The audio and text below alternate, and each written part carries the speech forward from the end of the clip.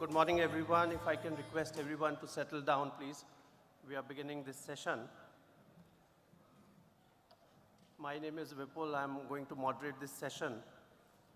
Honorable Cabinet Minister for Education and Skill Development and Entrepreneurship, Shri Dharmendra Pradhanji, Her Excellency Mrs. Fazila Jiwa Duraibu, Minister of Social Integration, Social Security and National Solidarity of Republic of Mauritius, Honorable Ministers of State from our Ministry of External Affairs, Shri V. Muralidharanji, Shri Rajkumar Ranjan Singh ji, distinguished panelists, ladies and gentlemen, namaste and a very warm good morning to all of you.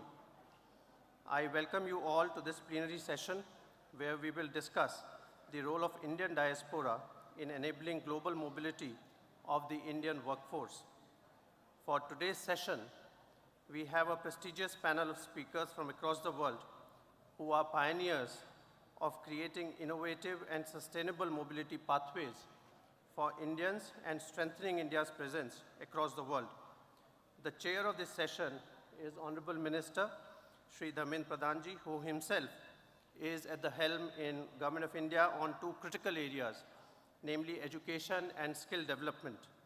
Several path-breaking initiatives have been taken in both these areas under his leadership. From this session, our hope is to identify some key takeaways on how 32 million strong Indian diaspora across the world can convert skills to gainful employment opportunities for Indian diaspora. As Prime Minister Shri Narendra Modi has said, talent and technology are two pillars which are key to India's development.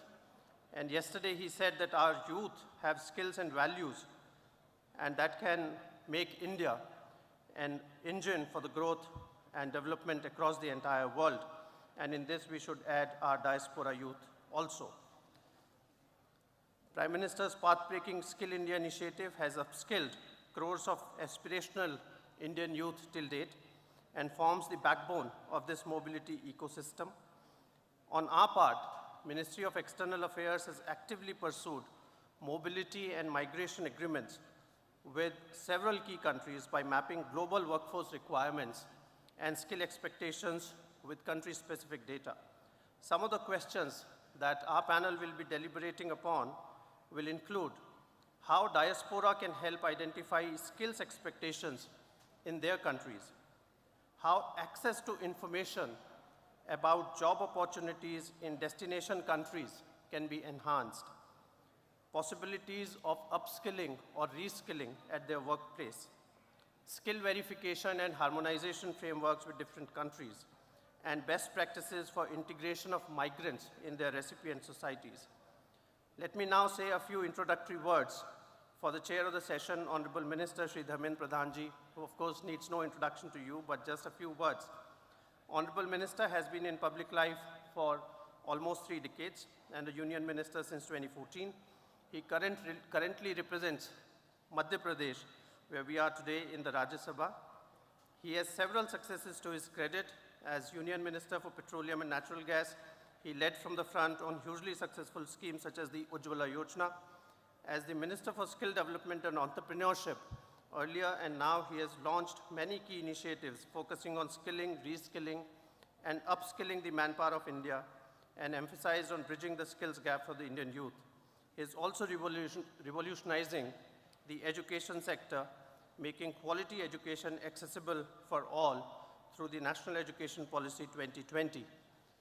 Without further ado, I would request Honorable Minister Shri Dharmendra Pradhan to guide us with his opening remarks. Thank you.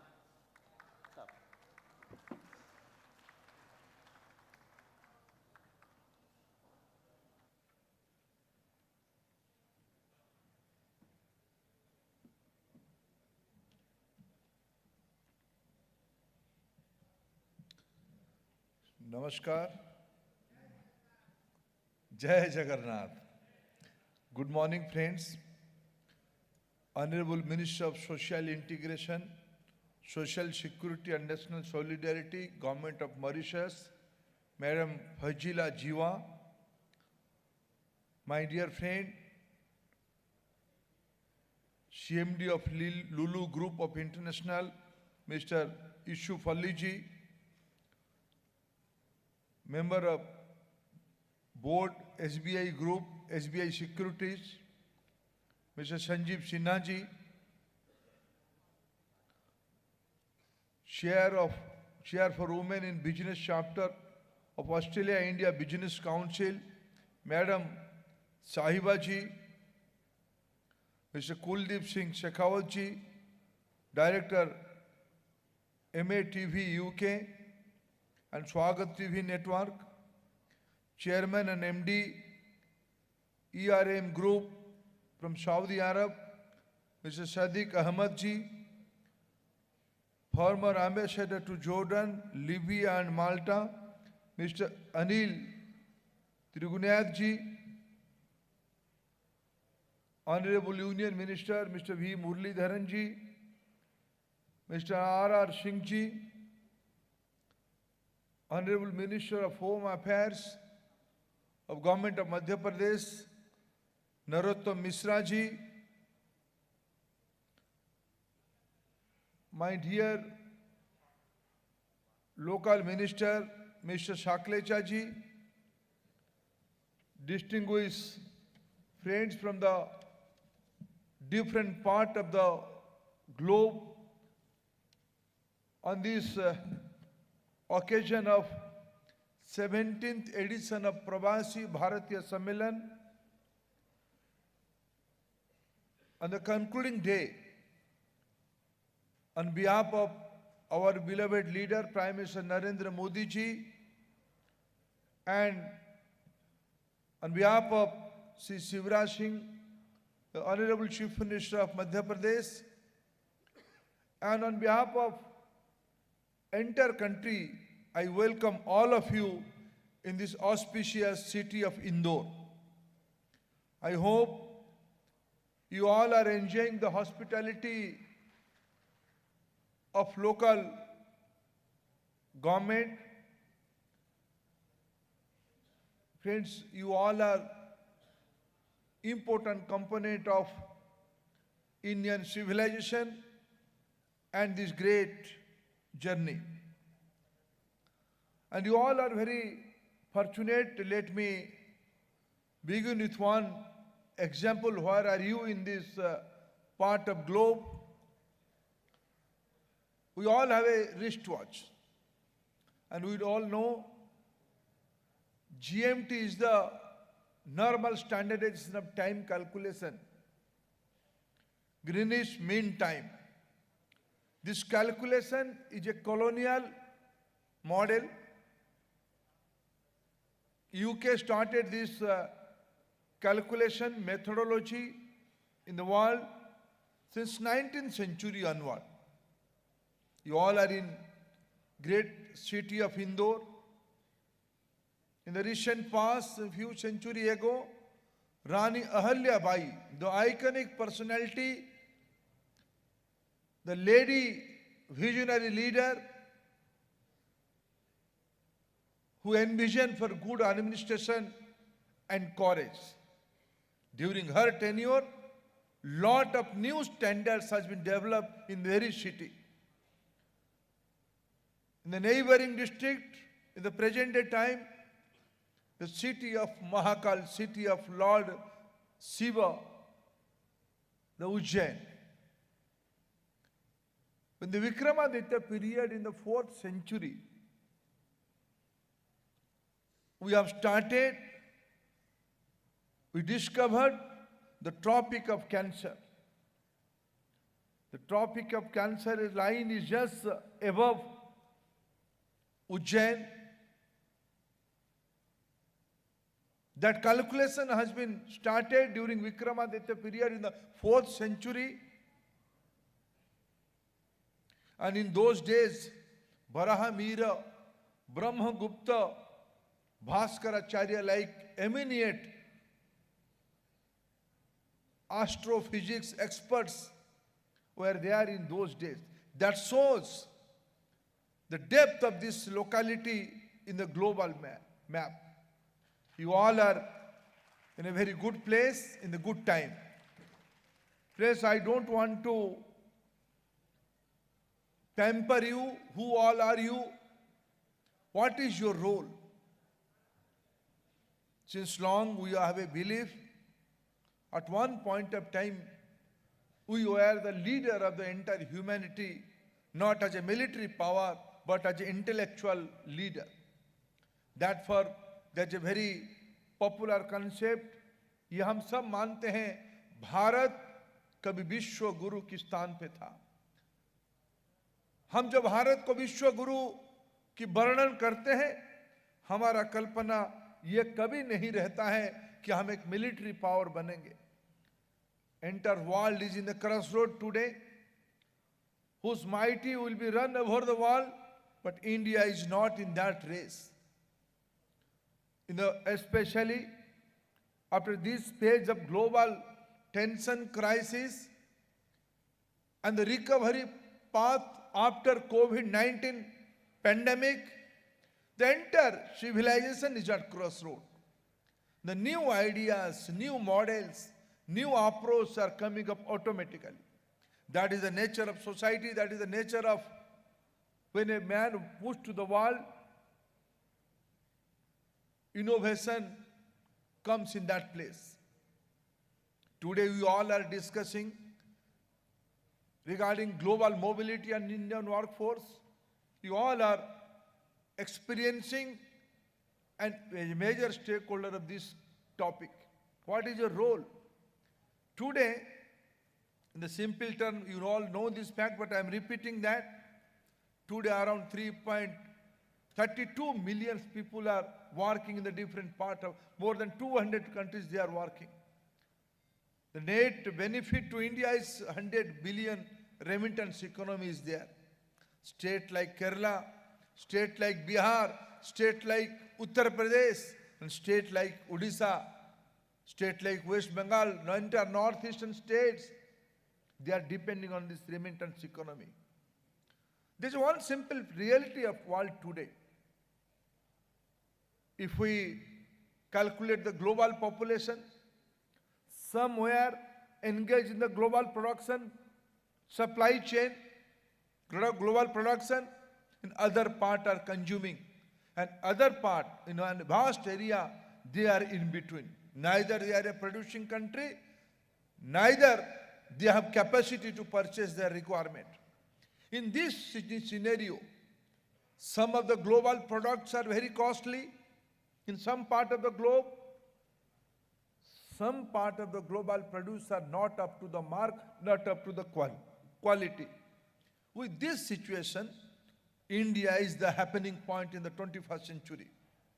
You all have a very important role. India has envisioned in the leadership of Prime Minister Narendra Modi ji, there is a new national education policy. Yesterday only, Prime Minister re-emphasized India can be the global hub for the skilled manpower.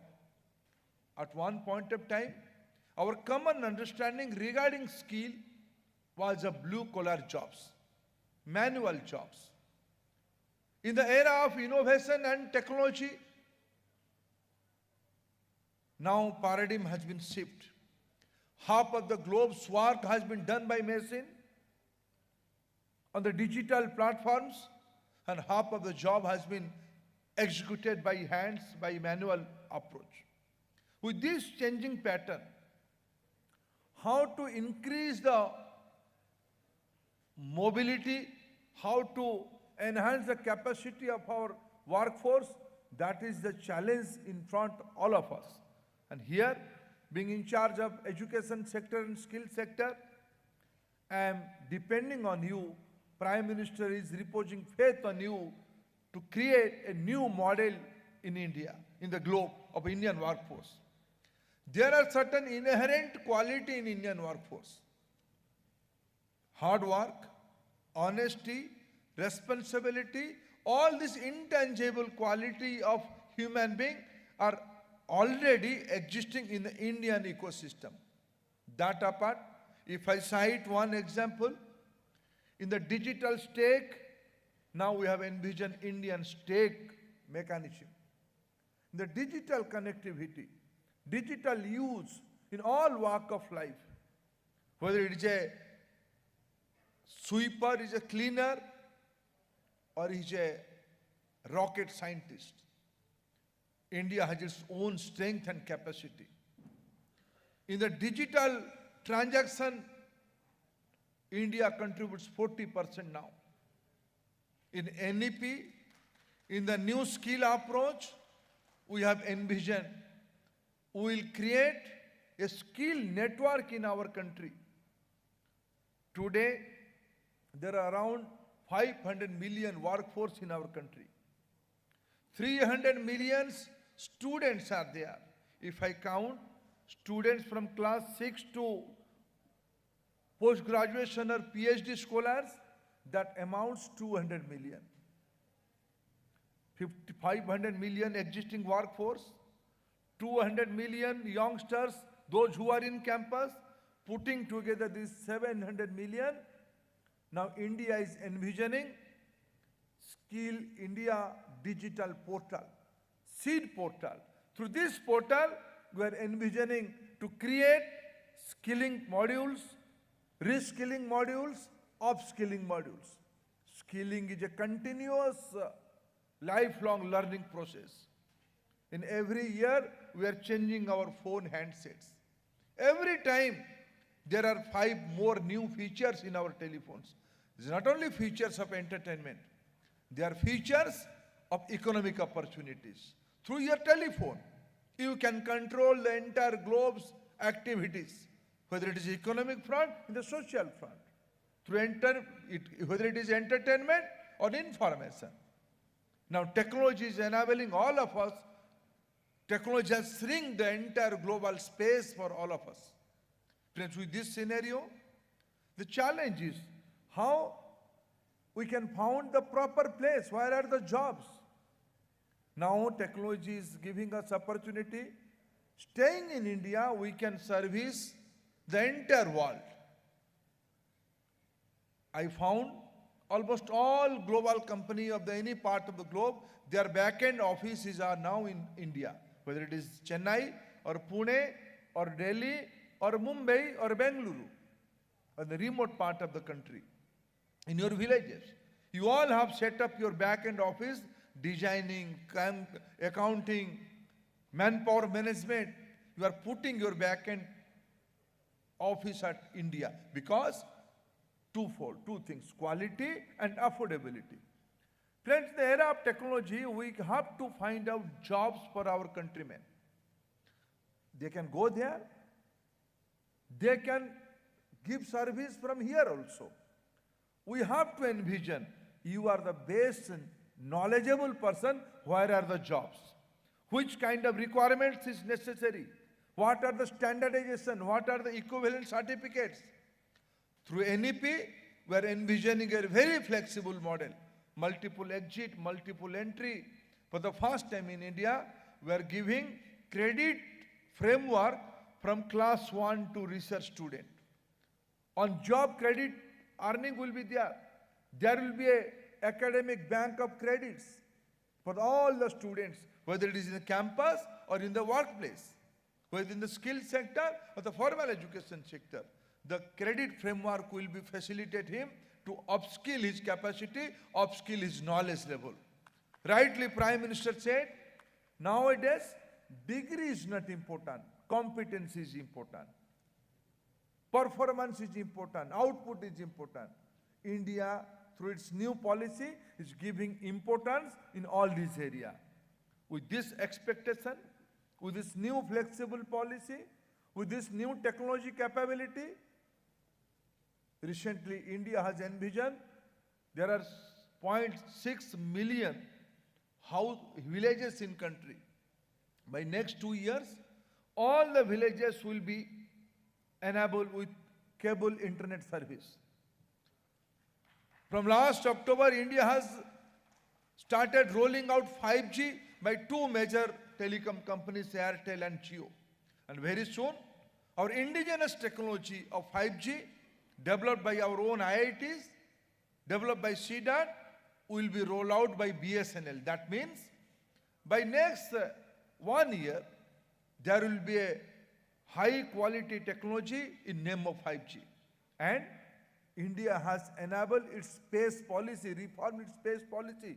Low orbit private space will be available. Private satellite will be available. Commercial satellite will be available. With these three things, India can convert its capacity for the service of the global manpower, global requirement, whether it is health sector, whether it is agriculture sector, whether it is logistic, whether it is science and technology, or any project activities. With this expectation, I know we have capacity. You all have started your journey from a humble background. With this kind of experience, use your experience to create more than 100 million workforce who will work for the entire humanity. Will not only work with the aim of earning money, earning dollars, earning economic opportunity. If Indian workforce will be there in the entire global value chain, quality will be there. पड़ोस की देशों की माल के बारे में आधे विश्व के लोग चिंतित रहते हैं कि उसकी माल की क्वालिटी क्या है, नहीं है। कोरोना के समय में ग्लोव्स आया, पीपी किट्स आया, ऐसे ही लौट के चला गया। भारत में ऐसा नहीं होता है और भारत की कैपेसिटी कुछ अलग है। कोरोना जब आया हमारे देश में एक भी पीस ऑफ पीपी किट हम नहीं बनाते थे। आज हम नेट इंपोर्टर बन गए। कभी याद करिए, एक समय था भारत में गेहूं नहीं था, गेहूं नहीं था। हम अमेरिका से PL4 गेहूं, सड़े हुए गेहूं खरीदना पड़ता था। इस बार पेंडेमिक के बाद भारत ने 140 देशों को मेडिसिन सप्लाई किया, उसमें से 40 देशों को मुफ्त में मेडिसिन सप्लाई किया। ये आप लोगों की बदौलत हुई है। विद दिस बैकग्राउंड, ये जो विषय आज हम लोगों ने चर्चा के लिए रखा है, ग्लोबल मोबिलिटी और भारत की मानव संबल, उसके लिए आप लोगों की भूमिका, इसके बारे में बहुत योग्य पैनल यहाँ बैठा है। मैं आप सभी से अपेक्षा करता हूँ पैनल और आपकी सभी की ओर से कुछ योग्य सुझाव। I am open to any kind of suggestions and new ideas. This government is very open to and very participatory method of governance. आप सभी की परामर्श से हम मिलके भारत को दुनिया की एक जिम्मेवार देश बनाए। आप सभी की इस गरिमामय उपस्थिति के लिए बहुत धन्यवाद।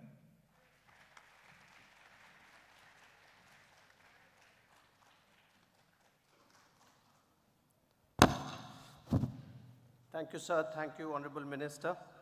I would now request the Honorable Mrs. Fazila Jiwa Duraibu, Minister of Social Integration, Social Security and National Solidarity of Republic of Mauritius, to make her initial remarks.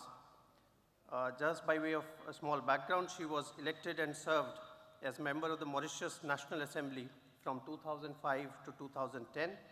In 2014, she was appointed Minister of Social Security, National Solidarity and Reform Institutions. And in 2017, she was made the Minister of Gender Equality, Child Development and Family Welfare of Republic of Mauritius. She was the first woman to become Vice Prime Minister in Mauritius in November 2017. In 2018, she was conferred the award of Grand Commander of the Star and Key of the Indian Ocean. The Honorable Mrs. Fazila has been a solicitor registered on the roll of the Supreme Court of Mauritius and has more than 25 years standing with experience in family matters. Excellency, your forefathers migrated from India to Mauritius, and in one sense, they represented one of the first waves of migrants who then facilitated further mobility of the Indian community and workers and professionals to Mauritius. We would be very grateful if you could talk about their experience and how you have maintained your touch with India. Thank you. Thank you, Sri Vipul, for your kind introduction. Minister of Education and Skill Development and Entrepreneurship, Sri Dharmendra Pradhanji, my friends panelists, Mauritian delegation, Minister of Arts and Culture from Mauritius and his spouse, Tilak, distinguished guests, ladies and gentlemen, Assalamu alaikum, Shubh Sawar, Namaskar, good morning. I'm delighted to be here in Indore with all of you today. Indore is a fascinating city. I loved every bit of Indore. The food is very delicious and gracious hospitality too. Congratulations to everyone involved in organizing and hosting these divas. I cannot help being emotional and sentimental whenever I'm in India. I personally share emotional roots with your country.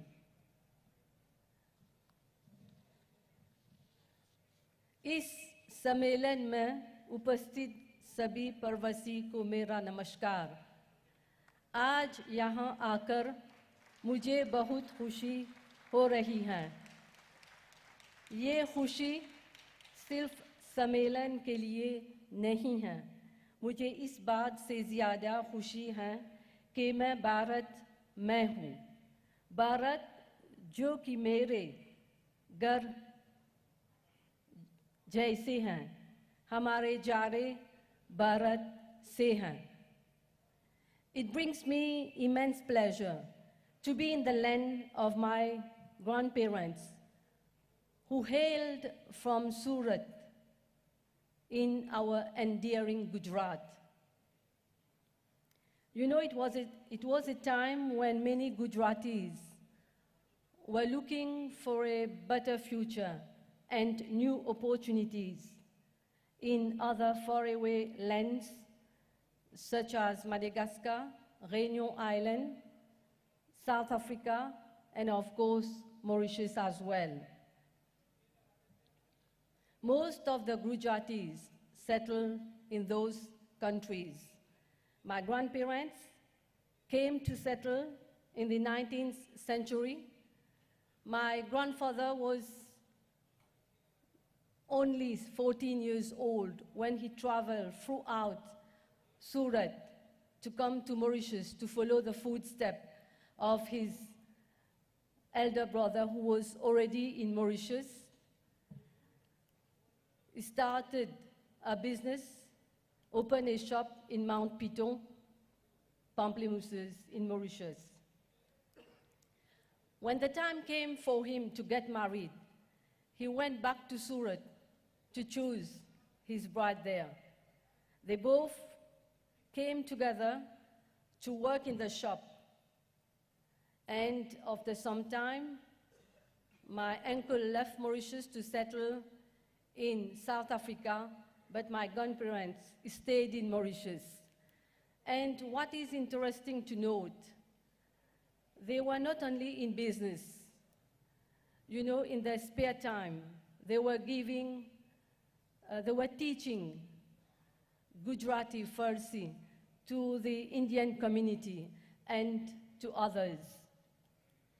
And they have always laid a lot of emphasis on education, education, and education.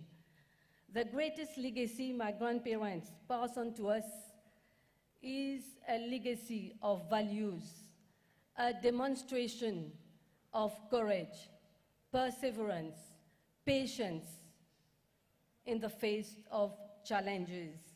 Never give up, always be strong. They have indeed contributed to the building of the Mauritian nation.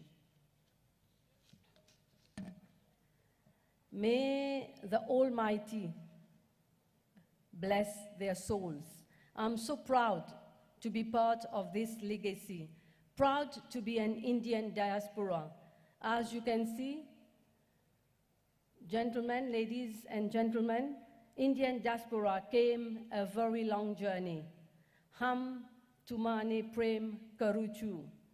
You know, when the island of Mauritius was a British colony, a major part of the workforce was in fact Indians. That explains why 70% of the population of Mauritius find their roots in India. They are very familiar with the unique and fascinating culture and traditions of India. They have indeed kept a deep emotional attachment with incredible India. India is home. This explains also why a large Mauritian delegation is present in India for this Divas, where we are all getting an opportunity to reconnect to our roots. Allow me at this stage to thank the government of the Republic of India for inviting Mauritius to be part of the 17th Pravasi Bharatiya Divas Convention 2023. We do realize that bringing together so many people across the world is not an easy task. Hats off to the government of India, hats off to all of you. In fact, India diaspora is a symbol of national pride. India, we can say, has prospered because you have an Indian diaspora who not only provide capital and talent, but also a network and presence all over the world. Their contributions are immense. The PBD is a great occasion for people of the Indian diaspora around the world to connect, contribute, and celebrate. You know, all over the past 2 years, the world has been severely hit by the COVID-19 pandemic. Severe impact on the global economy and social aspect. The PPD comes at the right moment. This is the time to come together as global partners and confront the urgent global challenges together.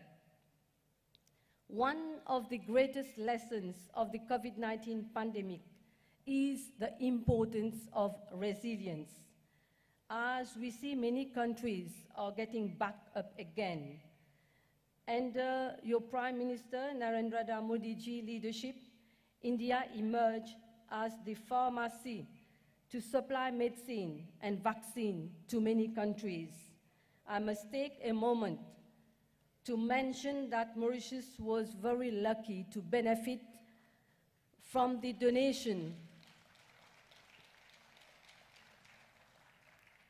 I must say, Mauritius was very lucky to benefit from the donation of vaccine against COVID-19 from the government of India. In fact, our first consignment of vaccine came from you, India. We were in a moment of uncertainty, and this noble gesture came as a great relief. Shukriya. Please give India a big round of applause for this support to the whole world. You know, all around the world,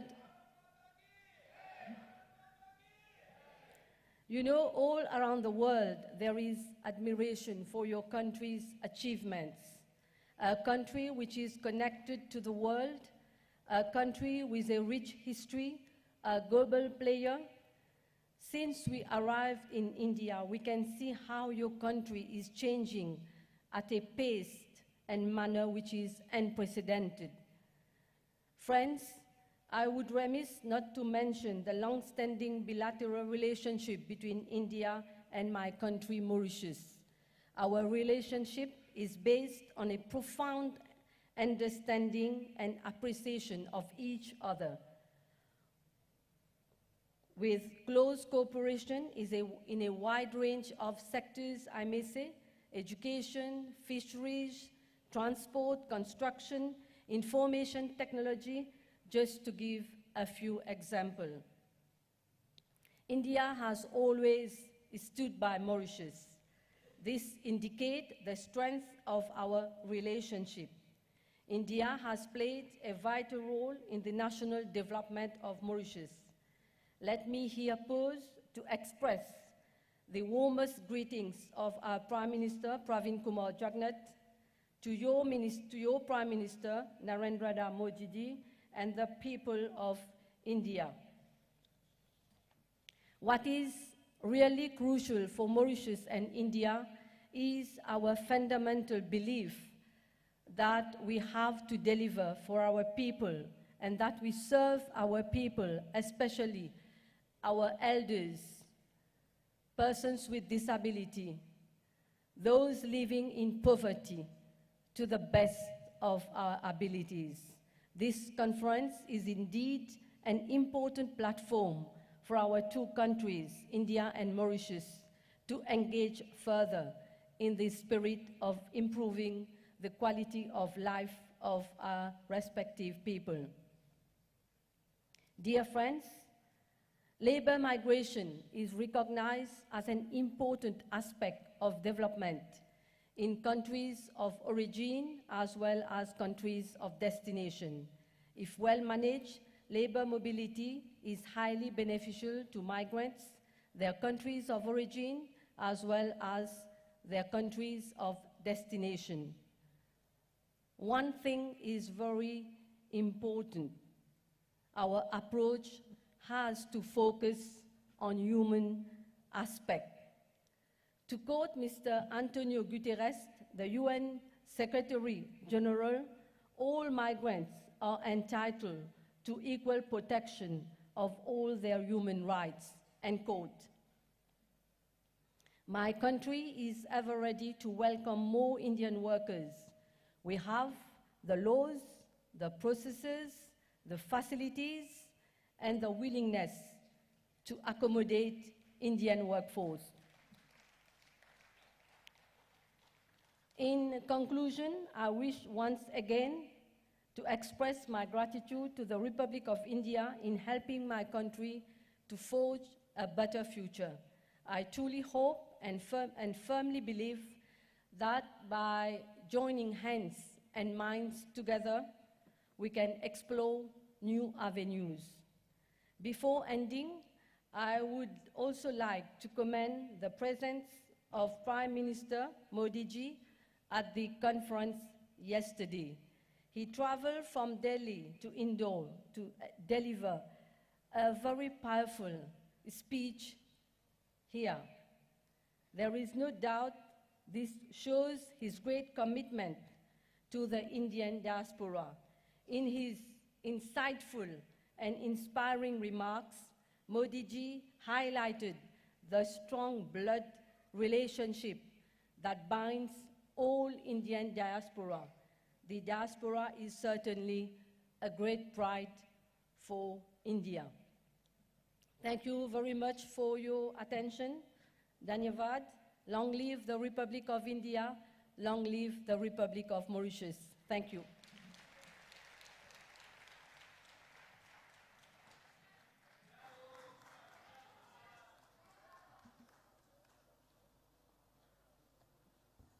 Well, thank you, Excellency, including for bringing a large delegation from Mauritius and for saying that your hearts are all open for welcoming more Indian workforce in Mauritius as well. I would now like to invite Shri Yusuf Ali to make his initial intervention. I don't think he needs any introduction. He is the best known Indian businessman, especially in the Gulf, but in India as well. He is the chairman of Lulu Group, which is today one of the biggest retailers in the Gulf. Lulu Group operates 246 Lulu stores and 24 shopping malls across the GCC, Egypt, India, and the Far East.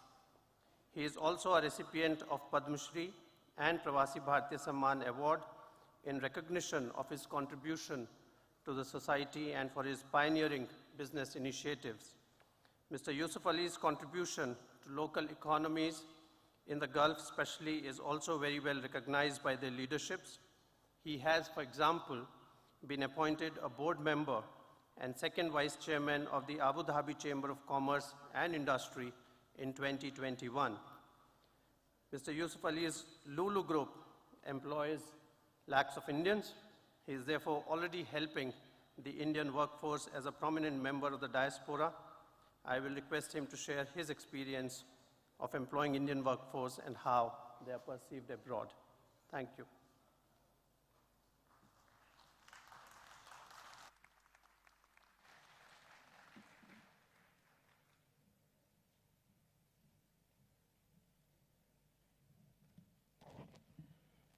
In the name of God, the most merciful, the most beneficent, my very dear friend, Honorable Minister Dharmendra Pradhan Ji,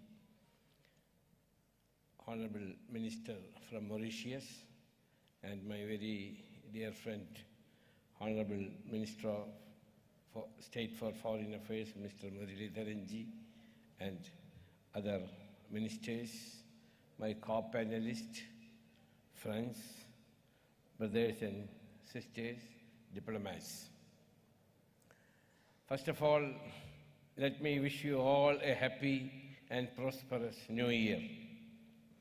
It is indeed a great honor to attend 17th Pravasi Bharatiya Divas as a non-resident Indian based in the Gulf countries.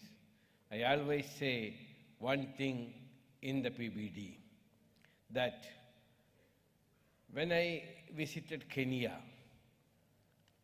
East Africa, one of my business associates told me that Hamara tan, that means my body, our body, is in Kenya.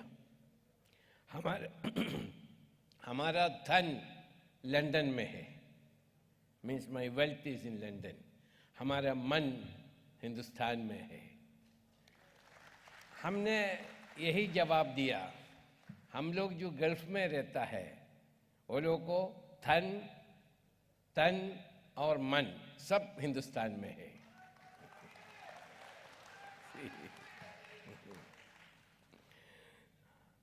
So, India is progressing day by day under the dynamic leadership of Sri Narendra Modi ji, our Honorable Prime Minister. Our Honorable Prime Minister made a new law that NRI investment is treated as domestic investment. This is only because of Honorable Prime Minister Narendra Modi ji and his government. So we should be thankful to him for this. Before, we used to face a lot of problems and questions for investing in India, that means non-resident Indians. Our diaspora will do anything to support this great country of India and our Indian brothers and sisters. Once upon, we used to say that our biggest challenge is our population. Now, we can say strongly and without doubt that our biggest asset is our young population. At the same time, we should continue to identify labor supply gaps in overseas and labor market and the skills required by Indian workers to fill the gaps. Our government is coordination with our diaspora and in consultation with professional bodies and private sector can initiate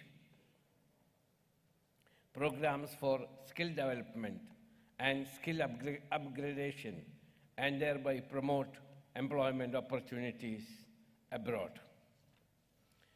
As we all know, there are millions of Indians in the Gulf, and they constitute the largest single expatriate community. Non-resident Indians are contributing a lot for the financial stability of our country.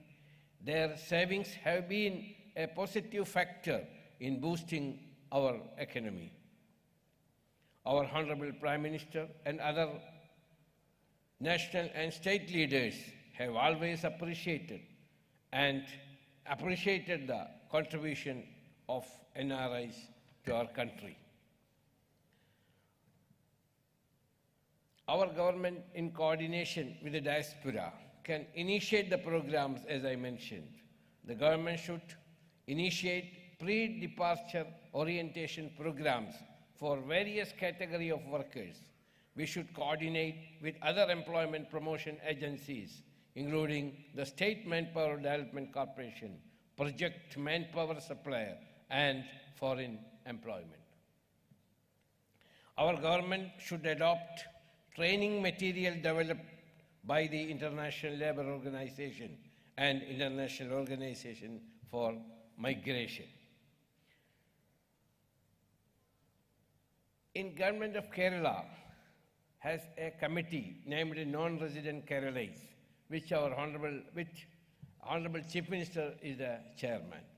I am the vice chairman in that committee. The committee also recruits people of employment in foreign countries.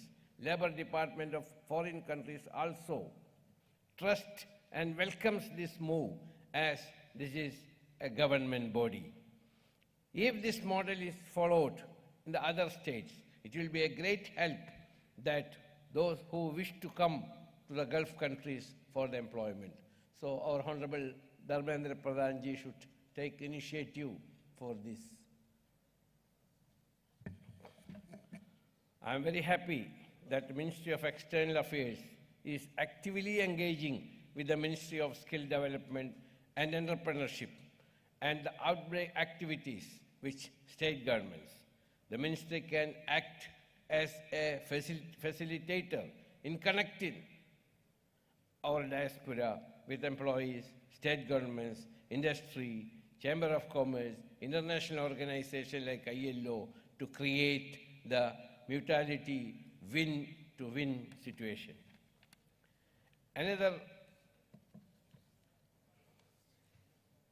Our diaspora can play a great role to enhancing access to information about job opportunities in destination. 30,000 Indians, 31,000 Indians, 30,800 Indians working for us, and they are very honest, dedicated, and hardworking. This is our Indian workforce. So we should promote this, our Indian workforce all over the world. We have got, as rightly our Honorable Minister mentioned, from the cleaner to the space engineer or the space scientist. We have got enough our people here, so they can also take jobs outside India. I would be very happy if your discussions and debates on the subject would generate new perspective and the way forward further enable the global mobility of Indian workforce. I once again thank Government of India and Ministry of External Affairs, especially Ministry of External Affairs for arranging such a wonderful platform and inviting me to say a few words. Thank you very much, Honorable Minister, Mr. Muralidharji and his team, and all friends. Thank you very much. We have got a huge delegation from Gulf, and Madam Minister, we are very happy that the largest foreign delegation from our country, our brotherly country, sisterly country, Mauritius. Thank you very much.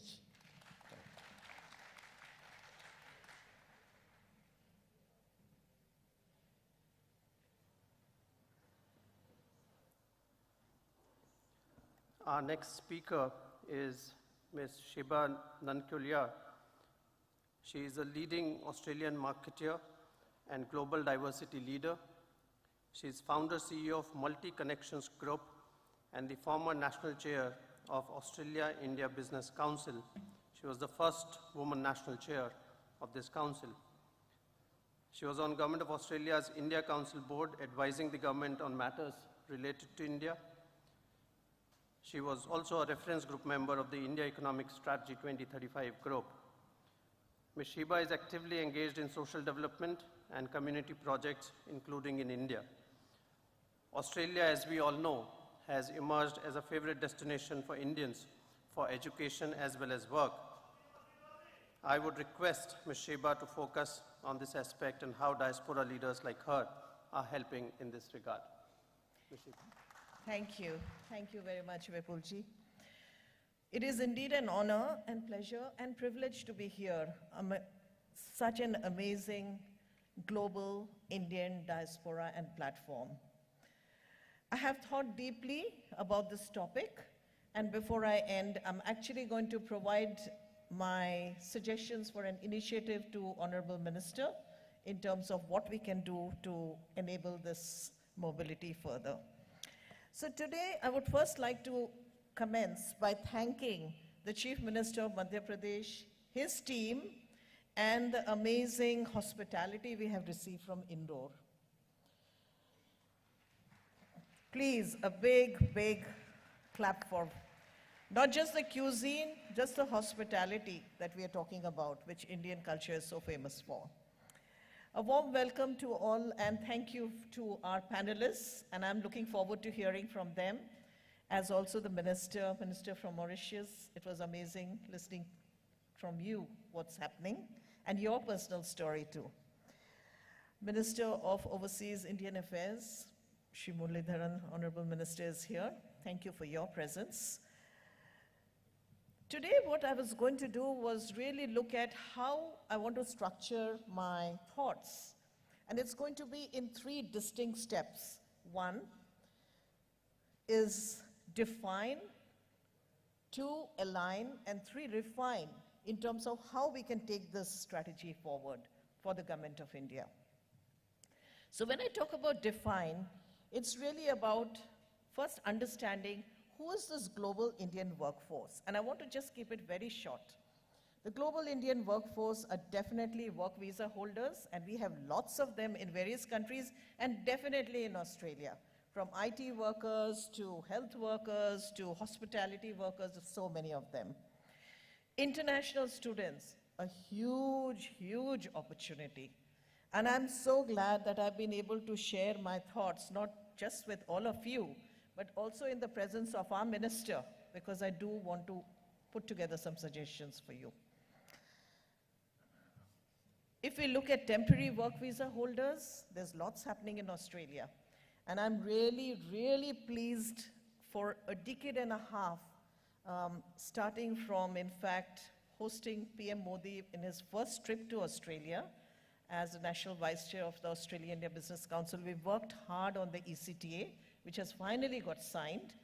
And I can assure you, education is going to be one of the biggest pillars. And I, for one, I sat on a DFAT board too, and I used to always tell them, not mining, not resources, not energy, but education. Because it is absolutely critical for our progress and development wherever we might be. In this context, I also want to kind of share what the Indian diaspora in Australia is like. It is the fastest growing diaspora in Australia. It has become the 2nd largest diaspora only after UK. And guess what? Census 21 has declared Australia a migrant majority nation. What does this mean? Where are the migrants going to come from? The work visa holders going to come from? Obviously, a big part that India will play in this. A huge part. Yeah, absolutely. The other thing is the Indian diaspora has really rapidly not just grown, but also not just grown in terms of numbers, but in terms of affluence. It is interesting to see, and I definitely do not want to judge people by material goods, but they are sending money rapidly home.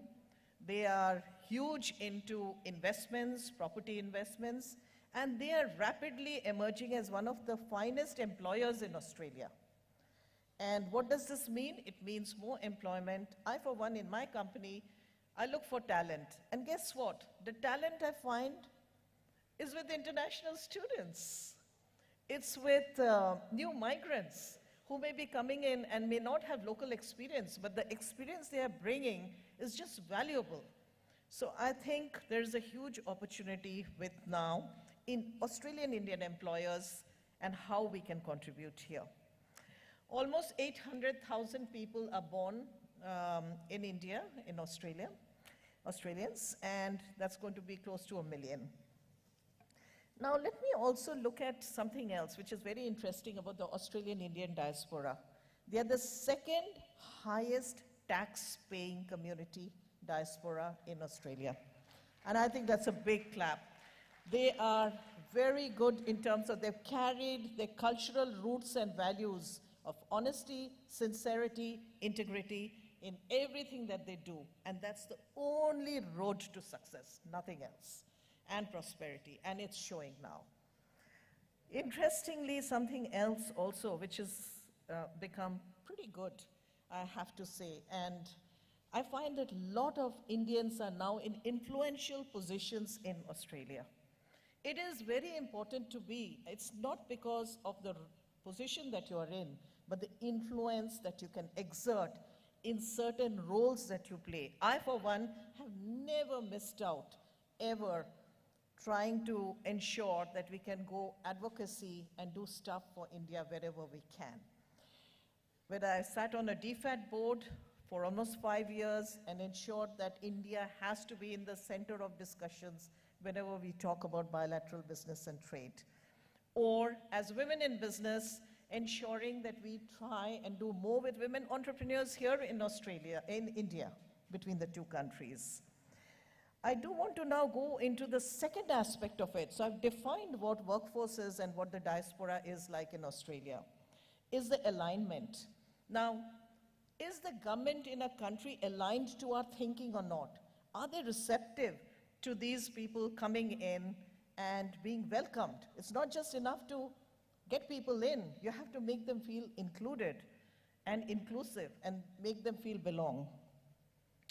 Now, this is very interesting. I have to share something. With the latest change of the government, and by all means, all governments have been very pro-India.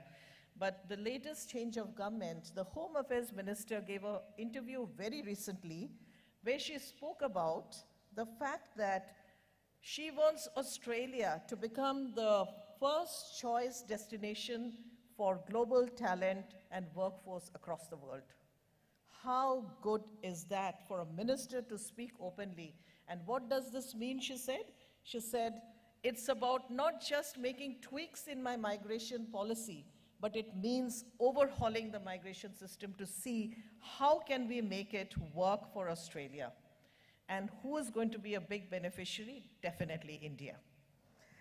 Now, also very interesting, and Honorable Minister Pradhan, I am somebody who believes strongly in education because everything else. And we recently had an annual business summit at the AIBC and invited the Foreign Affairs Minister, Minister Penny Wong. And she started her speech by saying, my father gave me one piece of advice when I came to Australia.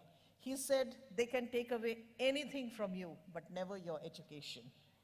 And at the end of the day, I strongly believe if there's one department, one ministry that can really pull everything together, that's education, definitely. Now, just moving on, if that is how Australia views and migration or attraction of global talent, there's a huge opportunity, and we can see that. Now, let me also look at India. When we look at workforce talent and we talk about Indians, we're talking about people who are, first of all, young demographics, very aspirational, educated, very positive, and definitely India is primed for the digital world, the new technology, and the new entrepreneurial world.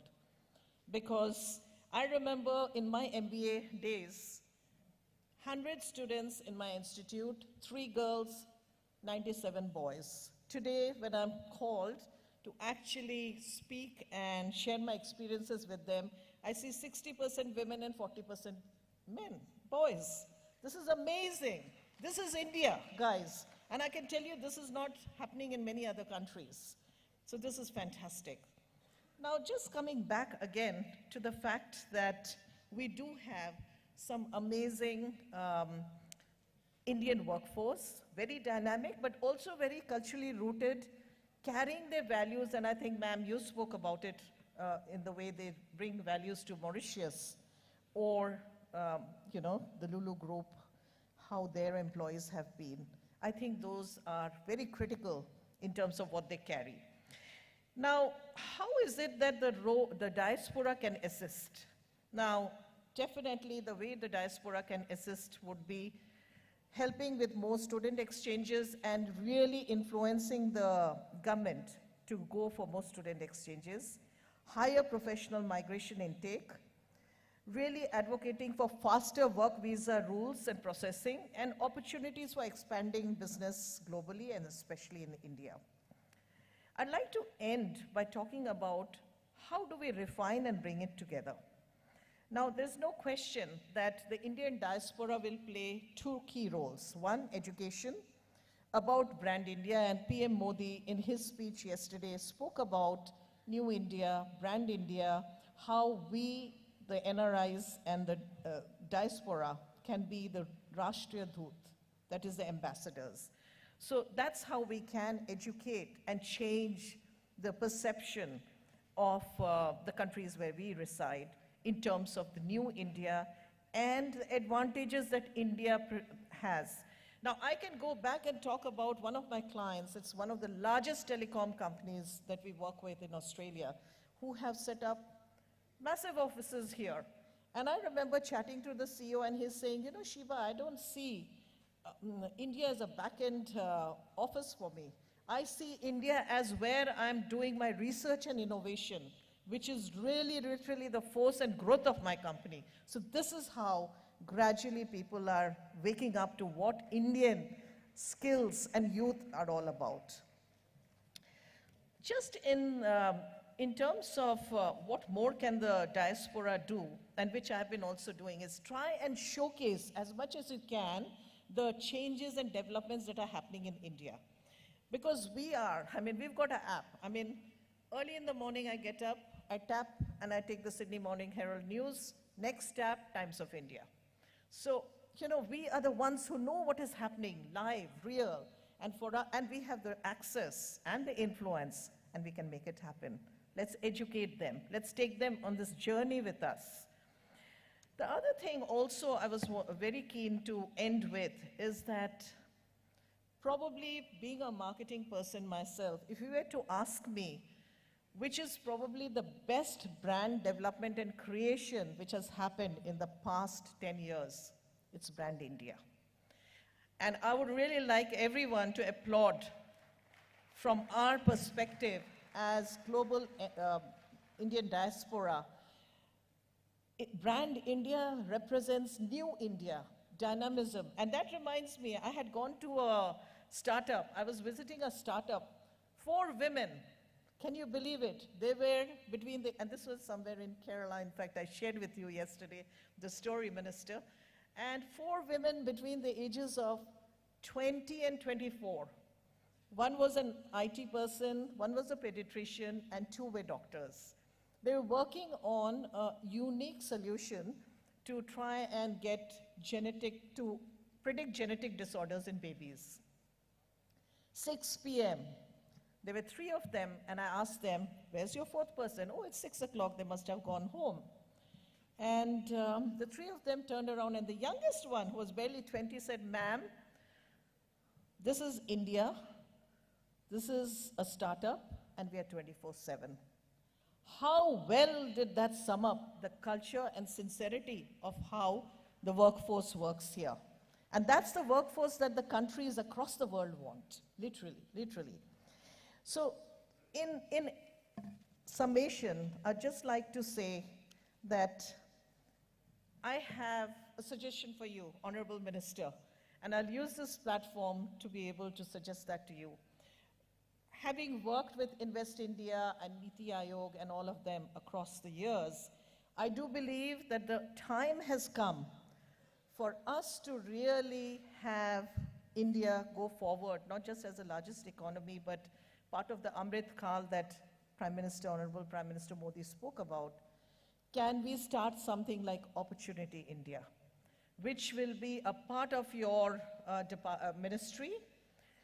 We're very happy, people like us, and there are a lot more here, who will be able to contribute and work together with you to create something where we can align some major countries, what their skill and workforce requirements are, along with actually bringing those opportunities to India and making it happen. So with that, I would like to kind of end today and thank everyone, especially the MEA, for inviting me today, and this wonderful city, and Minister, your presence to be able to share these thoughts with you today is really incredible. And I'd like to thank all our members who are present here today. All of you do amazing job, and I know it because we're not paid for going around and advocating or educating people about India, but we do it because we're passionate and we want to do it. Thank you, everyone, and I look forward to connecting with you.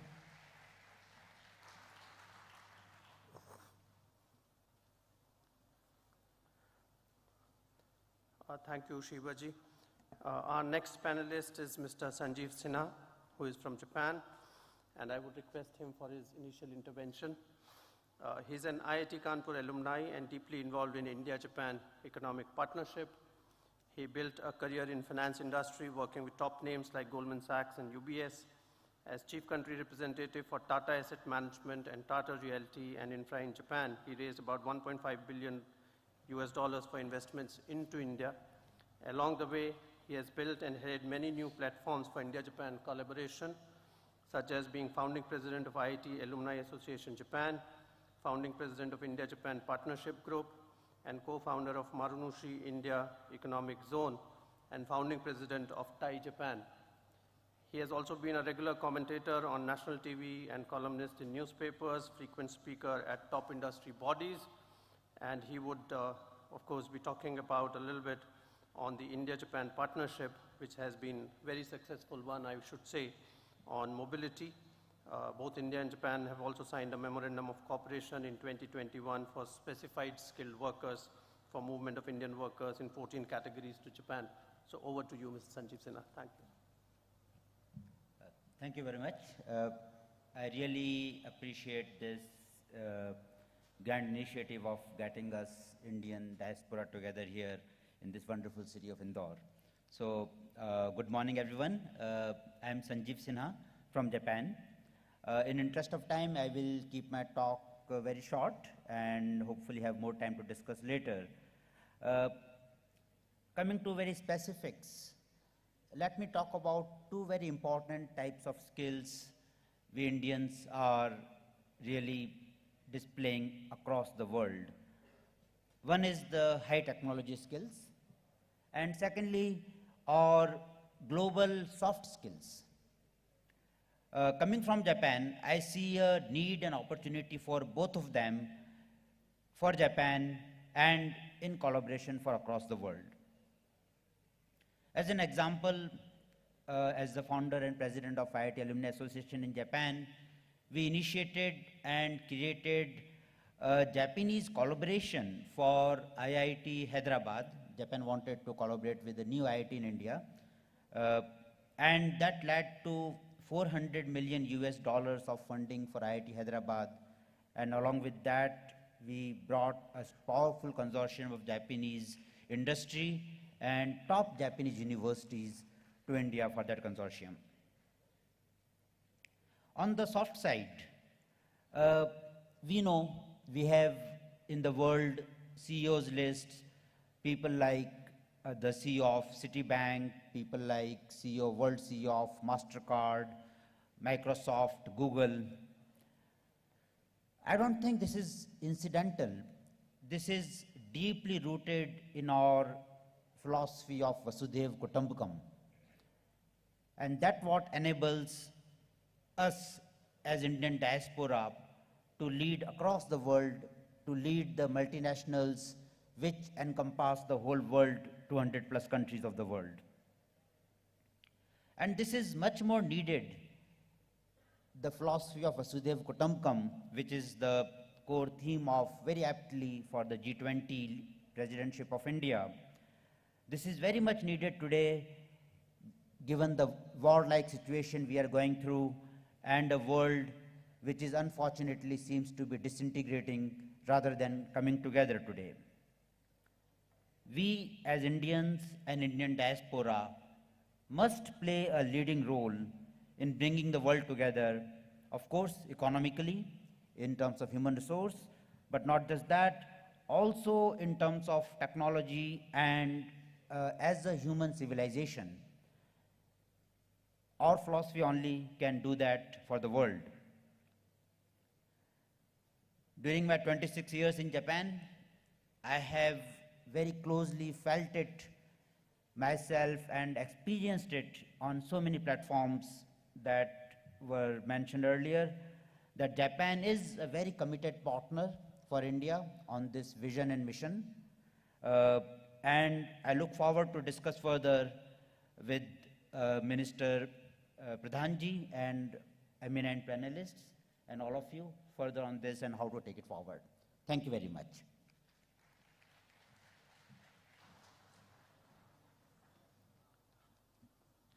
Thank you, Mr. Sinha. Our next panelist is Shri Kuldeep Singh Shekhawat, who is a regular columnist for Punjab Kesari till 1984 and was a regular speaker on various TV channels regarding overseas Indian affairs. He moved to the UK in 1997 to work as Director Programming of Reminiscent Television Network. He has served as Director of MATV from 2006 till date and Director of Swagat TV from 2014 till date. He is also the Chairman of Rajasthan Association UK since 2012, and he has been involved in various charitable activities, including with Ram Mandir South Hall, Narayan Seva Sansthan, Udaipur, Tara Sansthan, and Akshay Patra Food Program in India as well as in UK. I hand over to you. Thank you. Namaste, respected Dharmendra Pradhan ji, Minister HRD, Minister from Mauritius, my fellow colleagues on the dais, and the great Indian diaspora. Thank you, Indore. You have been a great hospitable city. Well, my task is to speak about United Kingdom, and we have a huge history with United Kingdom. United Kingdom, well, we have around 200 years of history with United Kingdom, at least. We got freedom in 1947, but Indian diaspora started moving to United Kingdom in 1920s. During the First World War, Second World War, a lot of Indians had gone there. And frankly speaking, we were not doing great job in United Kingdom then. Very menial job, factory workers, bus drivers, coal mine workers. That was the Indian diaspora way back in 1940s till 1970. And now the diaspora stands at around 2 million strong, and a very vibrant Indian diaspora lives in United Kingdom. In last 9 years, roughly 9 years, since Prime Minister Modi has taken over the politics of India, there's a major shift, and a major shift in the discussion in the Indian British community. We call ourselves as British Indians. On political side, before that we used to have one member of parliament. Now we have around 15 members of parliament, and in House of Lords, quite a few House of Lords members of Indian origin.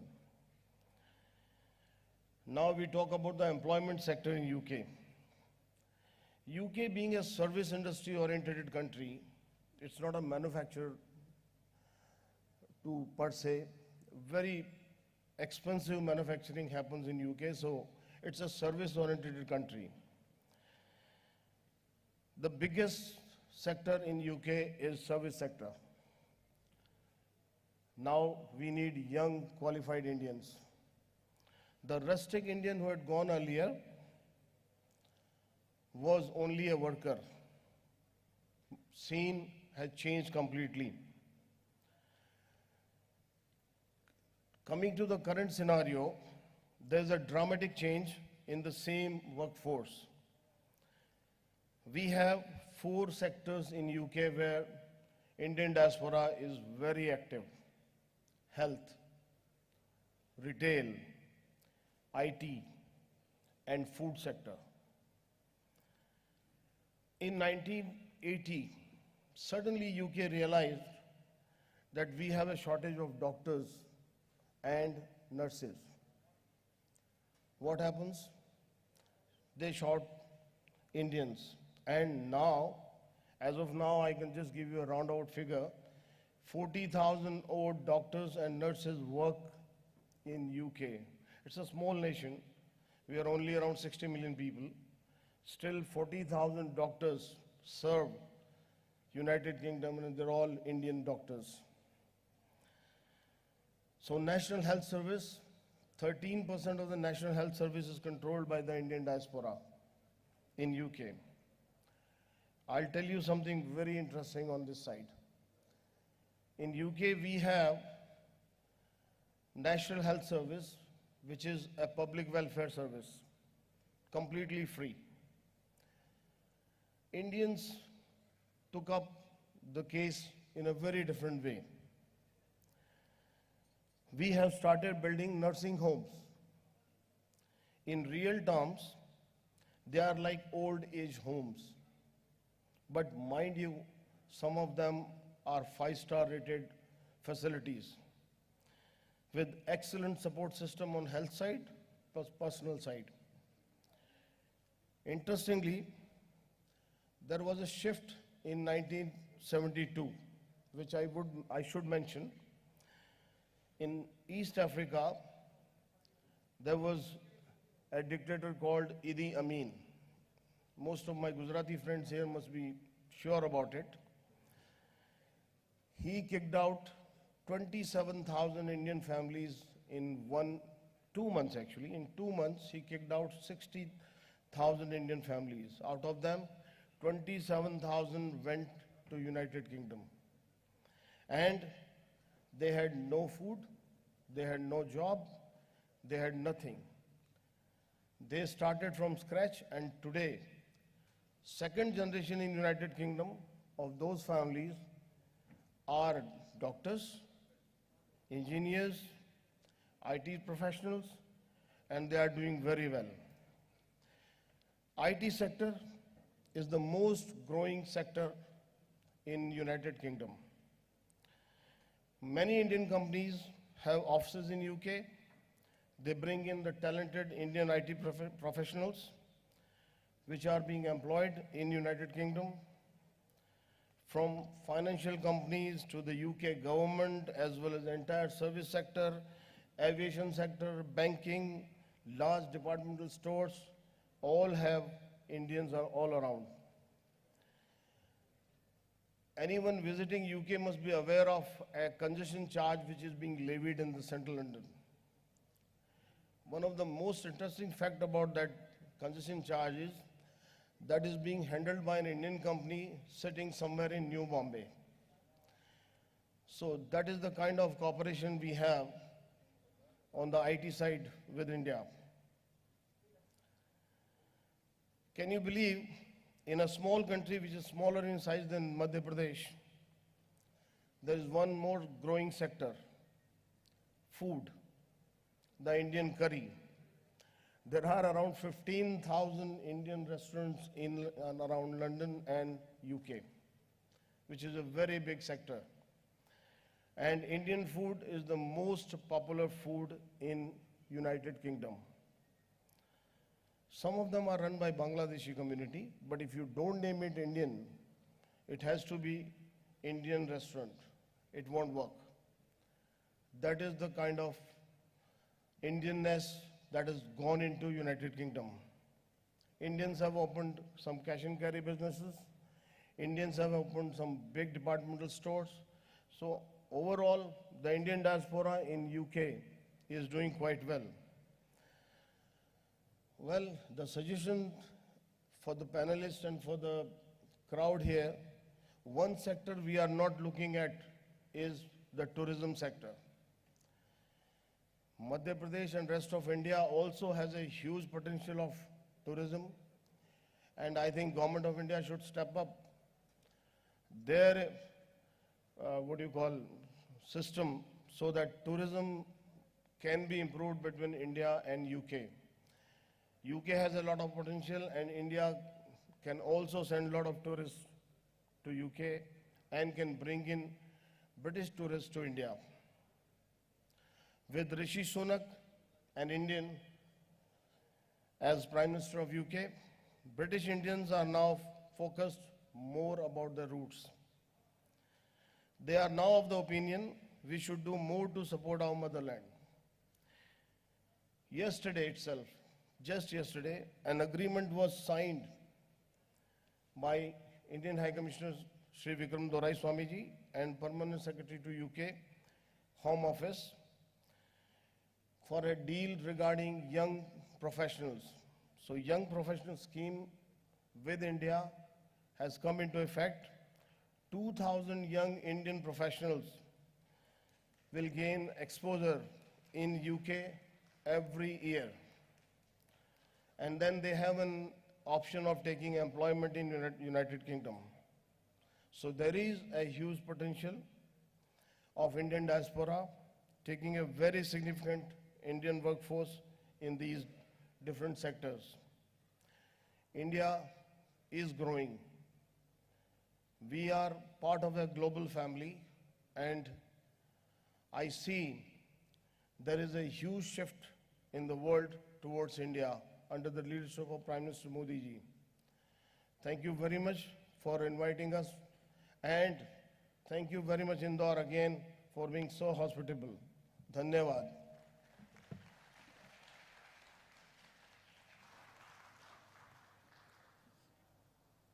Thank you, Mr. Kuldeep Shekhawat, for giving the UK perspective.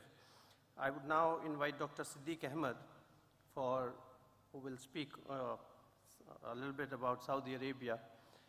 He is the chairman and managing director of ERAM Group, a business conglomerate with 40+ business units spread across 16 countries, but headquartered in Saudi Arabia and with regional offices in the UAE and India. He was the recipient of 2021 Pravasi Bharatiya Samman Award. He is consecutively listed in the top 20 list of Indian business leaders in the Arab world by Forbes Middle East. He also serves as the co-chair of FICCI's Indo-Arab Council and is an active Gulf Committee member on CII as well. Dr. Siddique is also the vice president of the Saudi Indian Business Network, the MAM chapter. I would now request him to make his intervention. Thank you, Vipul. Good morning, Honorable Minister, respected Chair, my fellow panelists, and our distinguished guest. It's given me great pleasure to be part of this plenary session. Just to be brief about my personal journey, IRAM Skill Academy, established in 2015 as a part of IRAM Group, is a non-funded partner of National Skill Development Corporation, NSDC, associated with Kerala State Academic for Skill Excellence, and is located in Kerala, Angamali. Let me talk about me first. Why did I start skill development? I'm doing manpower business in Saudi Arabia and GCC, and very well associated with almost all the EPC contractors. I came to Delhi with my son, Rizwan Ahmad, to meet APJ Kalam. APJ was asking him, what are you studying? He says, I'm planning to be in doctor in 10th standard when he's come here.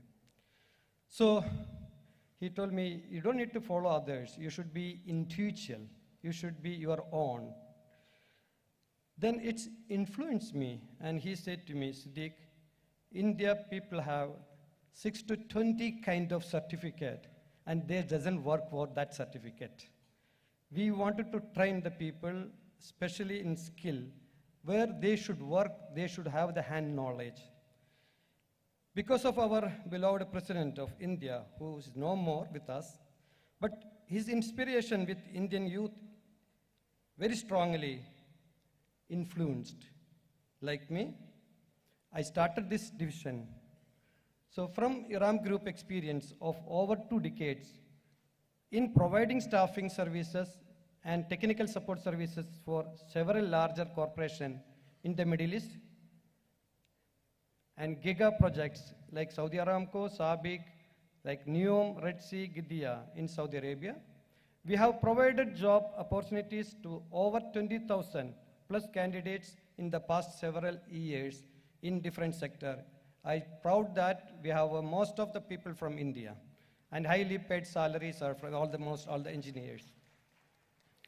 Minister, I would like to discuss few points. I recommend establishing a centralized web-based recruitment portal that integrates Takshashila. You have already Takshashila, which is a national portal for trainers and assessors. Kaushal Mart, the online skills resources marketplace is by the adoption of emerging technologies like artificial intelligence that facilitate onboarding of candidates, skill matching based on past experiences. Newly graduate candidates are available in a centralized portal which will be enabled foreign recruitment officers who are working with different companies abroad to source the candidates for different sector and candidates to apply for available job. The idea is to reduce recruitment time so that the overseas companies can save time on recruitment, resulting in a mapping of migrant works, skills, and available job. I was thinking that, I don't know, it's my ambitions. Maybe it is more, I don't know, it could be work or not, but my dream is there. From 32 million workforce today, that's meaning we can increase like 1 million every year. We can reach to 40 million in 2030 vision. And we can reach to 40 million in 2047. Now presently we are receiving $100 billion as a revenue from the workforce from outside. It can be increased to 200 billion. It is possible if we work together along with our Pravasi friends and families. Minister, by increasing the number of trainee assessors, academics across India, a great number of qualified trainers in different sectors will be available as per the required industrial practices. Kaushal Mart, the online skilling resources marketplace, can be add a virtual mentoring platform where mentors can help candidates with the job transition. This is very important. People are always confused what to do. So where we can have a platform for mentoring, career guidance, or promoting job, search counseling, foreign recruitment officers, recruiting agents can publish quarterly skill demand based on their past hiring experience in different countries. We should focus to further promote NSTC Skill India and industry partnership by strengthening the collaboration with international companies and create a web-based mentoring platform by sharing the latest technology R&D initiative, monthly webinar, or various technical subjects. Minister, the strengthen and gather sufficient data on migrant workers, including reverse migrant.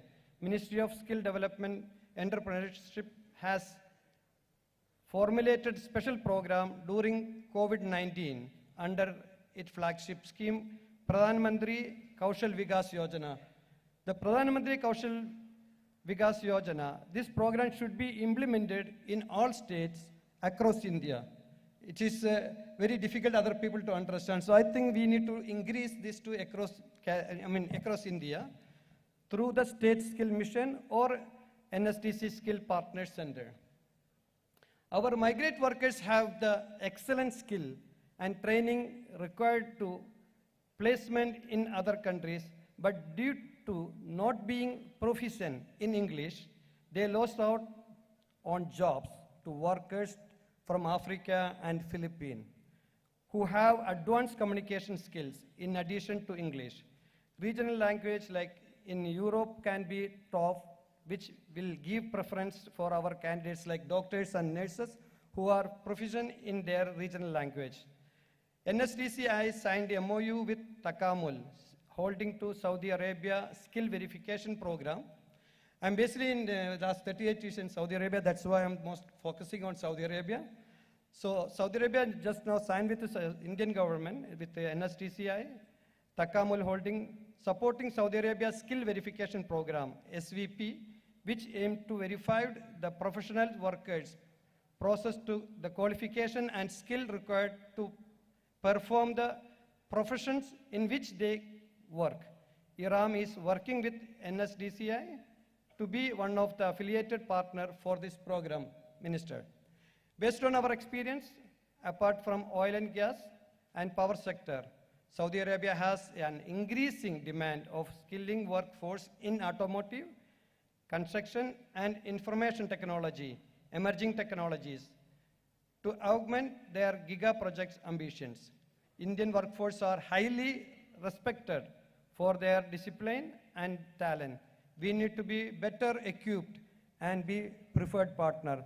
As you know that our Prime Minister Narendra Modi and our King Salman, as relations, Saudi Arabia, India can increase our number of manpower easily. At the IRAM Group, it will be honored to support the Government of India to be an enabler for global mobility of Indian workforce. Our mission is to train and place the youth in India with particular skill sets to cater to the never-ending demand for skilled workers in the job market and to generate more employment opportunities. During the past several years, we have witnessed the bilateral relationship between India and Saudi Arabia are strong due to the active engagement of both the countries, leaders sharing common vision for prosperity and growth. Also, Ministry of External Affairs has been instrumental in increasing the recruitment process of migrants. A special thanks to all distinguished officers under the MAE. I would like to thank Government of Madhya Pradesh hosting us, giving a nice food as everyone says, and enjoy your climate as well, and for being an excellent host. And the Government of India for giving us a platform for bringing us together.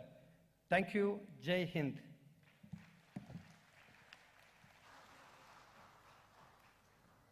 Thank you, Mr. Siddiq Ahmed.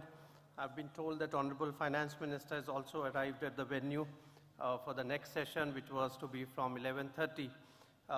We still have one final speaker in this session, and I would request, he's my senior colleague, so I can definitely make that request from Ambassador Anil Trigunayan to be very short in his intervention. He's a member of the Indian Foreign Service, and apart from several postings that he did, he was ambassador to Jordan and Libya and High Commissioner to Malta. Currently, he's a distinguished fellow at Vivekananda International Foundation and is an active contributor to writings on Gulf and Middle East. I would hand the floor over to him, after which we can perhaps take one or two comments and questions, and then we'll have to close this session fairly quickly. Thank you. Thank you, Ambassador Vipul.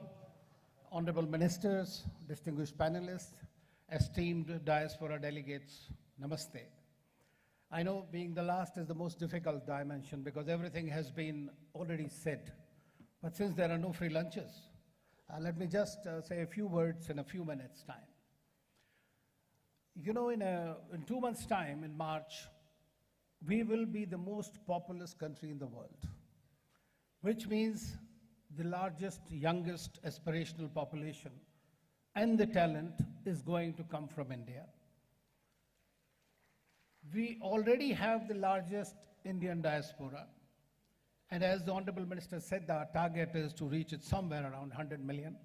Since yesterday, we are hearing of various opportunities. Various dimensions have been spoken and the new initiatives by several of my friends here on the dais and before in various panels. Let me touch upon, because I have served mainly in West Asia, Africa, and also in the US, and looked at the Europe in certain ways. So let me talk about a bit of a challenge, because it is important to continue to have a SWOT analysis of the situation.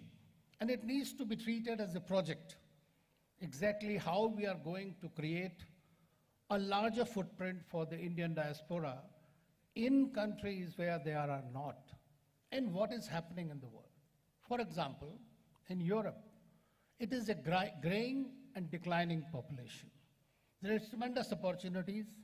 We have been hearing from Japan, we have been hearing from Germany, from many other countries, and just now a friend told from UK, that they are looking for a skilled workforce. And therefore, that's a very big opportunity for us. Indian government has been consistently working together. Mobility agreements have been signed just in last 2 weeks with UK, with Cyprus, and with Austria. And we are in touch with the European Union on this. So migration and mobility remains on the mind of the government all the time. But the role of the Indian diaspora is extremely important too in that. And that is that they can help identify opportunities and help those Indians who are going to come once we have a centralized database available, which is like Swadesh at one time and for the returning Indians. And we use that and somehow plug it between the Indian missions and the Indian associations, especially the business ones which are there. Indian professionals have excelled everywhere. Indian entrepreneurs, some of them are here on the dais. My friend Yusuf Ali and Mr. Siddiq are here.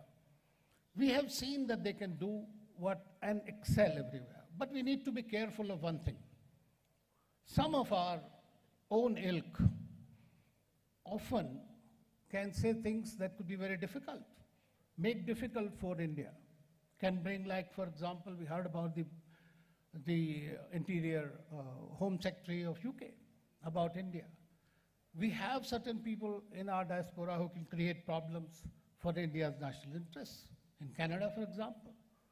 So large number of Indian diaspora who's there, they need to take care of that particular, because it's a holistic process in which we have to move forward. I would also like to talk about West Asia. It was mentioned that in Saudi Arabia and UAE, we have 9 million of them. And they are extremely productive, dedicated, the most preferred labor force anywhere we have. But at the same time, we have to be mindful of various localization moves that are going to take place and the changes in these countries which are taking place with regard to technology. They are technologically upgrading themselves, diversifying themselves. Therefore, adequate corresponding skills need to be provided. We need to have the kind of workforce. Yesterday, this Prime Minister inaugurated the stamp which says, "Prashikshit rahiye, surakshit rahiye." So once you are educated and skilled, you are going to be extremely successful yourself and look after without getting into the trap of various agents. As far as Africa is concerned, I must say that we have limited to a certain countries in Africa mostly, although some of my friends from Cameroon, Nigeria are here. But I think that that is our biggest asset. And since the world is going to witness an Afro-Asian century, most likely from second half of this century onwards, it is important we try to invest, identify those opportunities of those countries. I remember when I was in Nigeria, the former President Obasanjo used to say that Indians are the second largest employers of Nigerians after the federal government. So you have that kind of a caliber. We have these success stories. We are all doing extremely well. In the United States, you have the highest per capita people, but we need to be careful. In the Western countries, we are also looking at growth of several ultra-rightist groups which are anti-immigration. And that will be a big challenge, and that challenge needs to be addressed. I know the time is very tight, but I'll be sharing with my colleagues in the Foreign Ministry some of my suggestions. But I'm thankful to the ministry for including me in this panel, esteemed panel, and to share some of my thoughts. Thank you so much.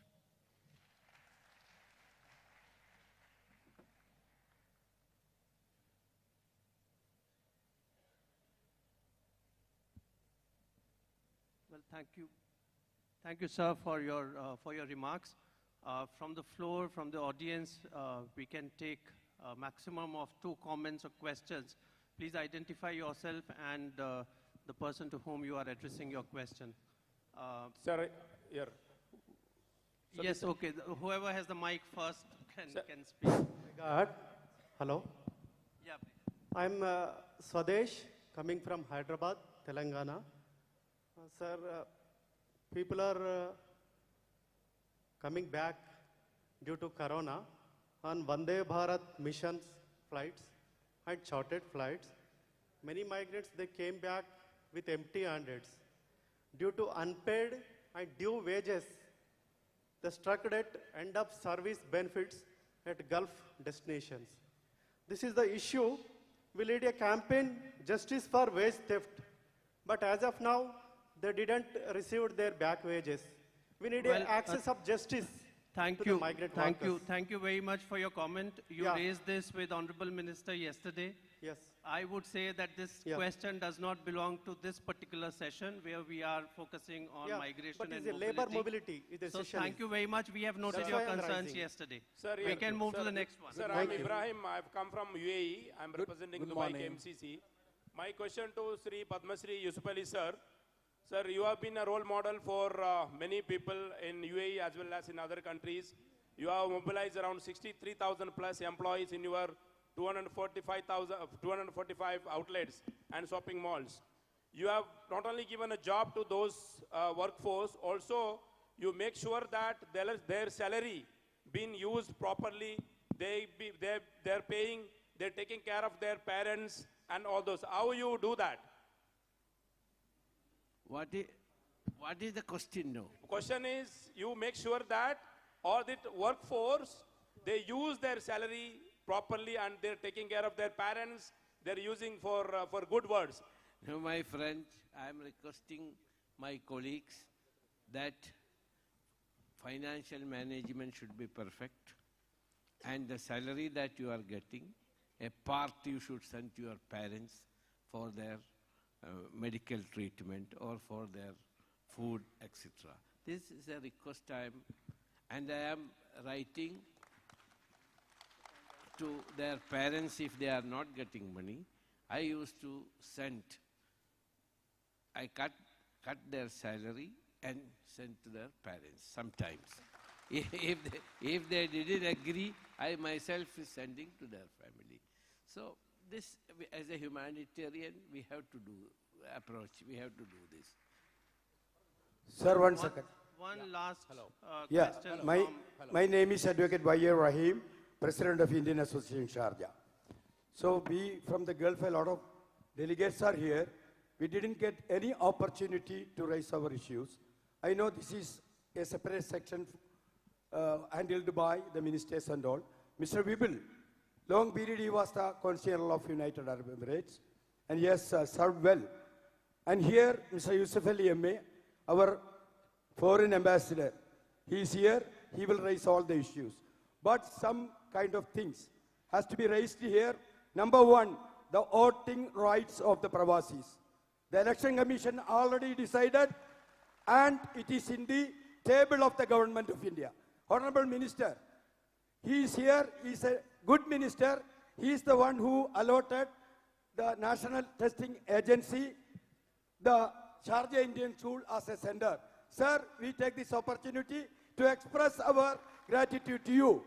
And the second thing, after the voting rights, you know, the entire Gulf, they are suffering a lot because of the exorbitant fare. So please, the Air India already sold to the Tata, so we have to find out some sort of things to cover the exorbitant airfare, and you have to intervene the airlines to reduce the fare. Thank you, Rahim sir. Thank you. We've noted your concerns, but And please. moreover, otherwise, give the chance to charge the flights. We will do that. I would request whoever is taking the floor, please stick to the topic of this session. We have very eminent panelists. We will take only one last question or comment, after which I would request Honorable Minister to make his concluding remarks. Namaste, Thank you very Bhaiya. much. This is Avinash. Namaste. I am from UAE. Namaste, this is Ramesh Shah. I represent Global Talent Exchange. We are a platform for NRIs who are looking at returning back to India. It's lovely listening into all the panelists here talking about what NRIs are doing and how the mobility of NRIs across the globe is going on. But is there a program or something of that sort where the government of India is looking at also bringing back the talent into India? Because there's a lot of gap when it comes to emerging tech talent. So the reverse migration or the brain gain, is there something specific being done on that space, sir? Mr. Honorable Minister, sir. Thank you. Hello, excuse me. We would stop here. Please, our panelists are going to be here for some time. You can take it offline. from this room because we have to start our next panel discussion. No, please sit down. No more questions or comments. I would now request Honorable Minister to answer this particular question and then make his concluding remarks, and then we finish this session. Thank you very much. Thank you, You've been a Vipul. great audience. Thank you, my colleague panelists, especially Honorable Minister Jiva and all other dignitaries in the days and all the delegates of this conference. And I would like to answer one question as suggested by Vipul. If the reverse migration will be there, what is our plan? Whether we will encourage reverse migration, and if they will come, what they will do. Friends, let us see one thing. You all are talented person. We expect that also. If a person with a good business model, good business practice coming back to India, his experience and his knowledge, his wisdom is certainly complement our Indian ecosystem. We encourage all the people, whether they are in country, whether they are in outside, overseas, they all have to contribute the national ecosystem. In the era of technology, where do you stay? It doesn't matter. My dear friend Yusuf Bhai is doing business all over the world. Sometimes he is in Dubai, sometimes he is in Kerala, sometimes he is in London. This is not an issue. Where do anybody in the era of technology staying? How ethically, how good practices is implementing, that is important. I hope all of you are talented person, come back to India with new business idea and create a link. We will welcome you. There are different ministries working in the different area. I am thankful you all have remembered the entrance examination center of JEE, NEET, and now there will be CUET. Whenever our colleague will suggest somewhere in the overseas area, we are open to open more new centers of entrance. We will welcome all of your suggestions. Finally, all the panelists has given very valuable suggestions from recruitment point of view, from new area, from the standardization, from the filling of the gaps. I have noted all of them. This is a very encouraging session for me. I can visualize the changing pattern of the global sphere. Government of India is committed to create a global ecosystem. We have, I have already said, we have Skill India digital platform. Lot of panelists and lot of you also suggested how do we interact in that platform. We are open to any suggestion and any new ideas, and this discussion is very fruitful for Government of India to create progressive policy. Thank you, friends. Well, thank you, and on behalf of Government of India, Government of Madhya Pradesh as well, let me thank Honorable Minister Shri Dharmendra Pradhan Ji, Honorable Minister from Mauritius, Mrs. Fazila Jiva Doraibu, and all the panelists for this session, for this wonderful session. And thank you to the audience as well. Thank you. Thank you so much, Honorable Minister Shri Dharmendra Pradhan Ji, for gracing the occasion. सभी esteemed dignitaries का बहुत-बहुत धन्यवाद पधारने के लिए और अपने बातें, अपने experiences हमसे share करने के लिए. Honorable Minister of Finance, Srimati Nirmala Sitharaman ji will be here in a short while from now. I request you all to kindly get seated for the next session as well.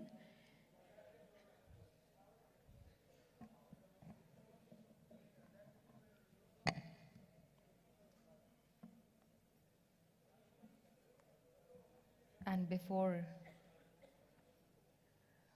the Honorable